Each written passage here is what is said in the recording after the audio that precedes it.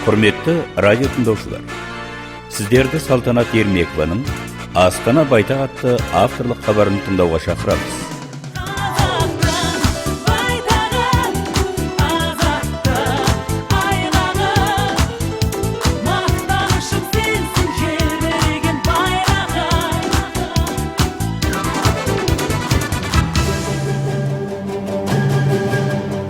Армысыздар, құрметті радио тыңдаушылар. Соғыс біткеннен кейін орталық пландық экономикалық жүйеге сенім одан әрі күшейе берді де бір қатып қалған идеологиялық қағидаға айналды. Соғыстағы жеңісті Сталиннің партиялық мемлекеттік насихаты одан әрі күшейіп, бұл ұлы нәтижені бүкіл халыққа тоталитарлық жүйенің арқасында болған жеңіс екенін түсіндіріп енгізе берген. Бірақ мұндай жүйе тек төтенше жағдайда ғана іске асыратыны мәлім еді. Соның арқасында соғыстан кейінгі жылдарда халық шаруашылығында өте қауіпті жағдайлар көріне бастады. Бұл себептерден сол кездегі Совет үкіметі халыққа осы күрделі жағдайлардан шығудың бір ретін табу керек еді. Осындай коллапстан шығудың екі жолы болған. Біріншісі нарықтық экономика. Бұл мәселенің талқыламауы да сөзсіз болған. Екіншісі жаппай бүкіл халықпен тың және тыңайған жерлерді көтеру. Біріншіден мұндай күрделі мәселе бүкіл халықты тамақтандырып, оның үстіне тоталитарлық жүйені одан әрі күшейтіп көтеретін еді. Тың және тыңайған жерлерді жаппай игерудің қарсаңында ауыл шаруашылығы өнімдері еліміздің азық-түлік және өнеркәсіп шикізаттарына деген өскелең талабын қанағаттандыра алмады. Сол кездегі өкімет ауыл шаруашылық өндірісін шұғыл өркендету үшін оған бөлінетін күрделі қаржының көлемін арттыру керек екенін түсіне бастады. 4-5 жылдық жылдарында Совет өкіметінің ондай мүмкіндіктері болмаған. 1950 жылдың өзінде-ақ колхоздардың финанс жағдайын күшейту мәселесін талқылауға арналған партиялық үкімет комиссиясы құрылып, ол осы жағдайды түбегейлі зерттеді. 50 жылдардың басында тың игерудің объективті және субъективті факторлары туындады. Бұл факторлар Қазақстан ауыл шаруашылығында да орын алды. Республиканың негізгі астықты облыстары Ақмола, Қостанай, Көкшетау, Павлодар, Солтүстік Қазақстан дәнді дақылдардың егісі 30-50%-ке кеміді. Республика ауыл шаруашылығының ауыр халі объективті себептерге де байланысты болды. Республикада соғыстан кейінгі жылдардағы егіс көлемі баяу өсті. Өндірісті өркендетіп, оның өнімін арттыруда еңбекшілерді материалдық ынталандыру принциптерде ескерілмеген. Осыған орай 53 жылдың пленумы материалдық ынталандыруды шаруашылықты жүргізудің негізгі принциптері қарастырып, міне осындай субъективті және объективті факторлардың салдарынан Қазақстанда тың жерлерді көтеру мәселесі талқыланды. 1953 жылдың пленумы СССР-дің ауыл шаруашылығы жағдайына талдау жасай келіп, онда орын алып келген кемшіліктерді жоюға бағытталған. Пленум шешімдеріне сәйкес ауыл шаруашылығына жұмсалатын күрделі қаржының көлемі өсті, оның материалдық техникалық базасы күшейтілді. Ауыл шаруашылығының маңызды өнімдерін дайындау және сатып алу бағасы өсірілді. Сонымен қатар ауыл шаруашылығына басшылықтағы кемшіліктерді жоюға бағытталған шаралар қабылданды. Осы салдарынан Қазақстанның бірінші хатшысы Шаяхметов орнынан босатылып, оның орнына бірінші хатшы болып Пономаренко келіп, екінші хатшысы Леонид Брежнев сайланды. Бұл мәселе сол кездегі астық өндіруді шұғыл ұлғайту, ең алдымен оның шығысындағы сан миллиондаған гектардың және тыңайған жерлерді жаппай игеруге тікелей байланысты еді. Хрущевтің тың игеру идеясын аса қысқа мерзімде жүзеге асыру қажеттігін анықтағанда, Совет үкімет халықтың алдында жалпы астықты көбейтіп қана қоймай, әсіресе аса бағалы азық-түліктің дақыл бидайды мол өндіру міндетін қойды. Сонымен Хрущевтің басшылығымен 1962 жылға таман республикамыздың 5 солтүстік облыстары қосылып, оның орталығы Ақмола қаласы болды. Хрущевке қаланың атын Белая могила етіп аударғанда, ол бір сөзінде «С этой могилой надо кончать и город переименовать в Целиноград» деп айтыпты.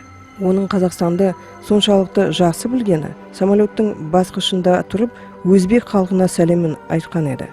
Ал тағы бір келген кезінде қазақтың кең байтақ жеріне таң қалып, соншама жерді алып отырған бұл қандай ел болған екен деп сұрапты. Тың игерудің алғашқы күндерінен бастап жаңадан құрылатын совхоздардың орталығына жер таңдау, қазақ даласында жүздеген мың адамдарды қабылдай алып орналастыру, әуелі ондаған, ал кейін жүздеген совхоз поселкелерде орасан зор құрылыс жұмыстарын жүргізу. Сан мың мамандарды іріктеп алу, топтасқан коллективтер құру және мұның бәрін бір мезгілде қатар жүргізу қажет болды. Бұл шараларды жүзеге асыру орасан зор күш-жігер мен қыруар материал жабдық жұмсауды талап етті. Бүкіл халқының алдында тұрған тың игеру жөніндегі орасан зор міндеттерді жүзеге асыру 1954 жылдың көктемде жаңа жерді кең көлемде жыртудан басталды. Тың игеруде Қазақстанда 1697 колхоз, 283 МТС, 216 совхоз қатысты.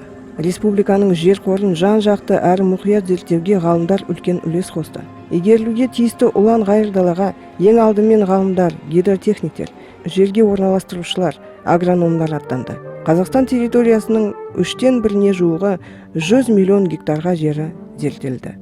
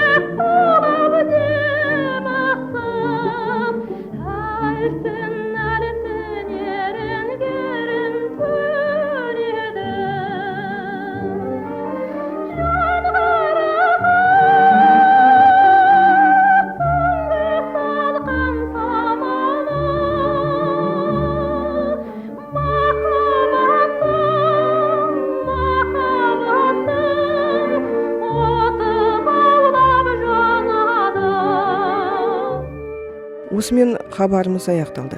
Хабарды дайындағандар саунд дизайнер Шоқан Доғжолов, хабарды жүргізген Салтанат Ермекова.